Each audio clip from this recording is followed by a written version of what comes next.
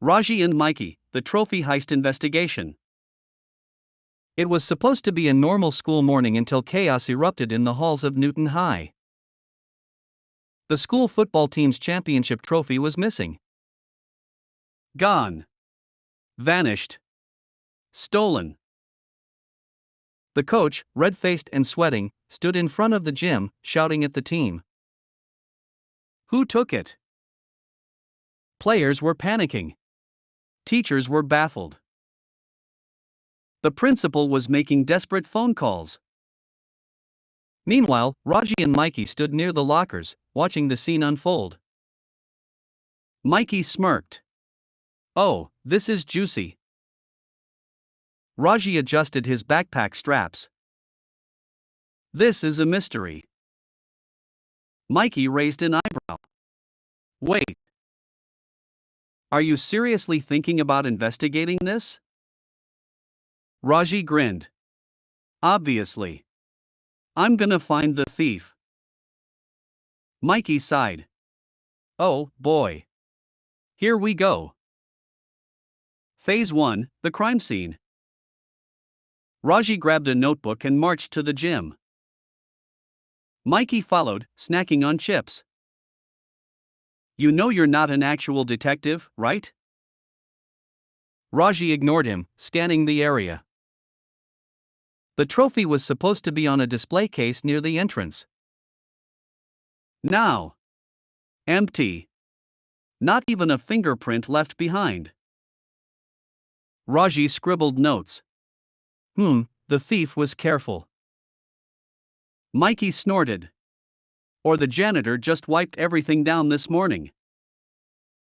Raji squinted at him. You lack investigative vision. Phase 2, the suspect list. Raji made his first list of suspects.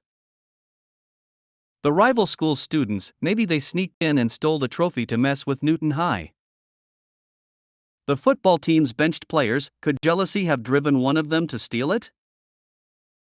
Principal Johnson, he looked way too stressed today. What if he took it for some secret reason? Coach Reynolds, what if he staged the theft for publicity?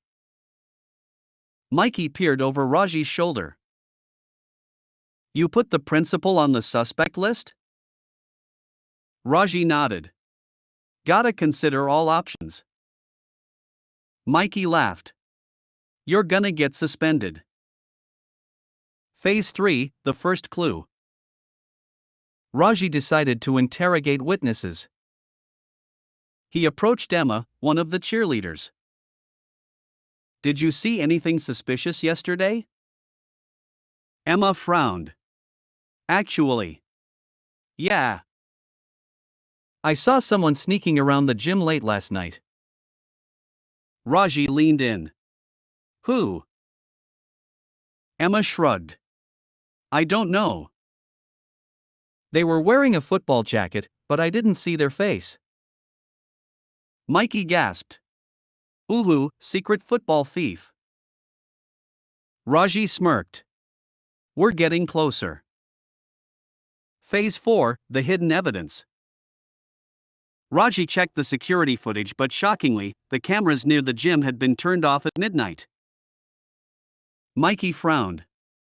Okay. That's weird. Raji scribbled more notes. That means the thief knew the system. They planned this. Just then, they spotted a footprint near the empty display case. A muddy sneaker print. Raji squinted. We need to find a matching shoe.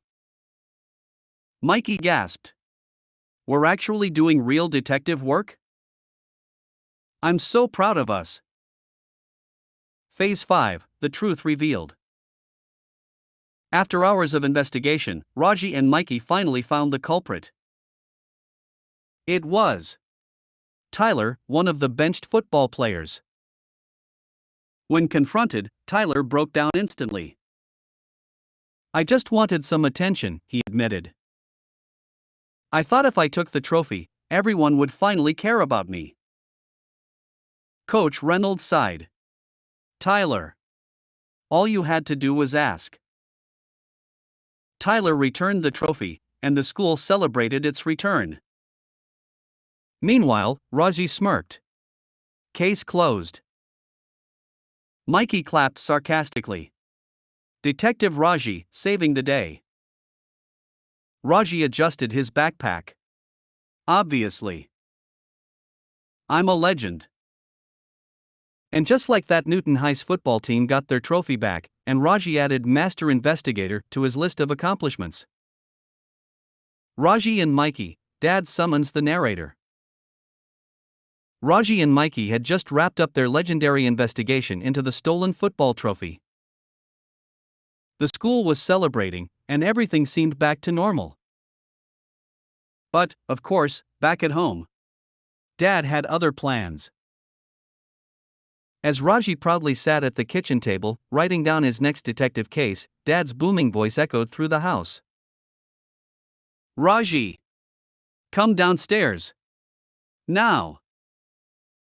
Raji groaned. Seriously? I just solved a crime. Can I get a break? Mikey smirked, biting into an apple. You never catch a break, dude. Raji stomped downstairs, glaring at Dad. What now? Dad crossed his arms. You need to fix your attitude. Before Raji could protest, Dad suddenly lifted his hand dramatically. And then something strange happened.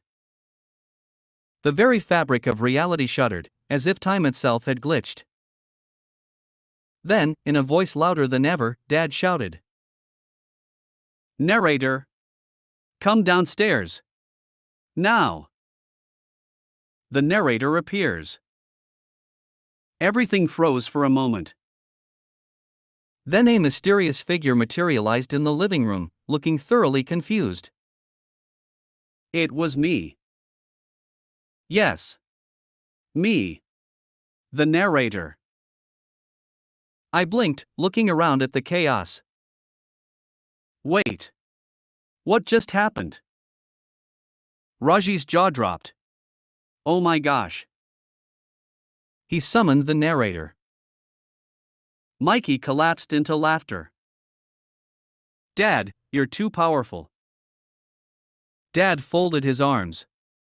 Since you keep telling Raji's story, you might as well explain why he has such a bad attitude. I looked at Raji, who was glaring at me. Do I answer? Raji pointed at Dad. Don't listen to him. He's abusing his summoning powers. Dad smirked. Narrator. Tell me the real truth about Raji. I sighed. Well, where do I begin?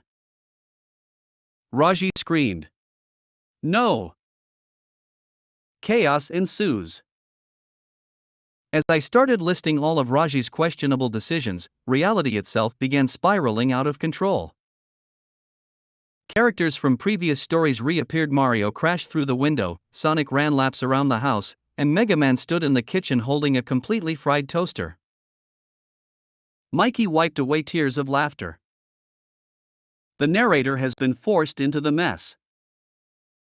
This is peak chaos. Raji grabbed me by the shoulders. Narrator. You need to escape. I blinked. Wait, I can leave. Dad smirked. Not until you finish the story. Raji groaned. This is a nightmare. The final escape plan. Desperate to restore order, I decided to rewrite reality. I grabbed a pen, scribbled in my notebook, and spoke dramatically. And just like that, everything returned to normal. The house shook violently as the timeline corrected itself. The summoned characters vanished, the broken furniture restored itself, and I, the narrator, was finally freed. Raji collapsed onto the floor. Oh, thank goodness. Dad smirked. Next time, try fixing your attitude before I summon your narrator. Mikey grinned. Honestly? This was the best story yet. And just like that, I disappeared, returning to my rightful place outside of reality. For now.